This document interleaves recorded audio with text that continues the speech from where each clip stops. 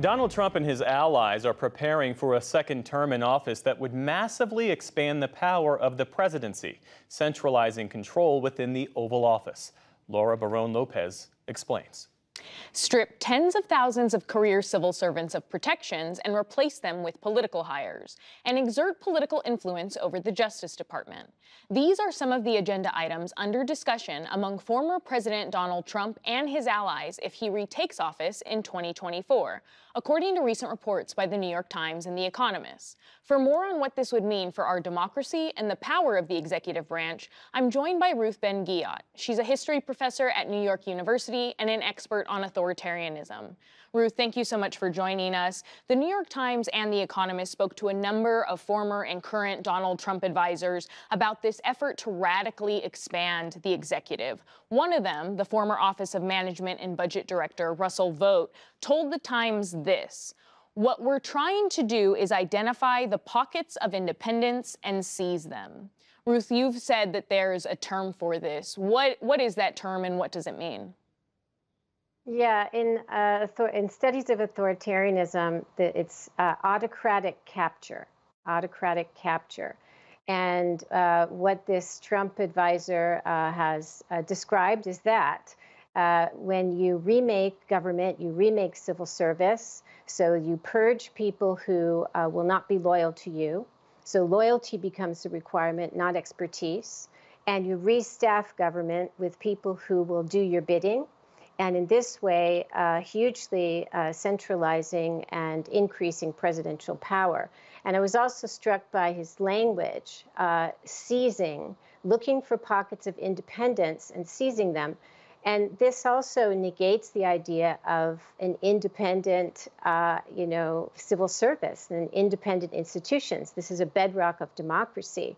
And the word seizing, this is not the language of democratic reform. This is the language of authoritarian takeover. Trump, as we know, is facing potentially a third indictment in a matter of days for his efforts to overturn the 2020 election. Much of his campaign has been centered on his plans to go after the Justice Department. I will totally obliterate the deep state. We will find the globalists, warmongers, and the bureaucrats who have weaponized our justice system, and we will escort them from federal buildings. We're going to get them the hell out of government. Now, Ruth, Trump's campaign may be the most explicit in their plans for the Justice Department, but think tanks like the American First Policy Institute and the Conservative Heritage Foundation have really crafted blueprints for any Republican that may win the presidency in 2024. What's the end game here? So, strongmen and authoritarians are not like other politicians. For example, many of them are under investigation when they run for office. That was true with Berlusconi in Italy, with Putin, with Trump in 2016, and now he has his legal woes, Netanyahu. And so the purpose of getting into power becomes to capture the judicial system and make yourself untouchable. And we have an example in Israel now with Netanyahu facing corruption charges. And so he's very focused on judicial reform. And this is why there are enormous protests against him. But these are things that autocrats do routinely. And so it's interesting to me that Trump is able to capitalize on this pre-existing discourse of the deep state that Republicans had peddled for many years. Mm-hmm. And now he's personalized it because he has so many legal woes. And so he needs to get into office and realize the dream of becoming untouchable.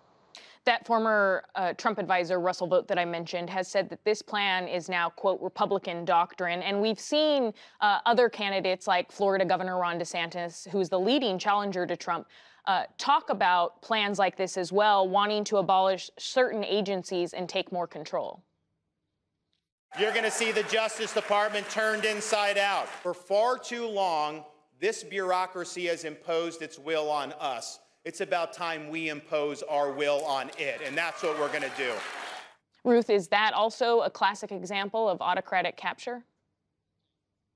It is. I mean, federal bureaucracy, you take an oath to the Constitution, you are serving the public. as well as the administration. But DeSantis saying that he's going to impose his will is an assertion of executive power beyond what is proper for an independent, and democratic political system.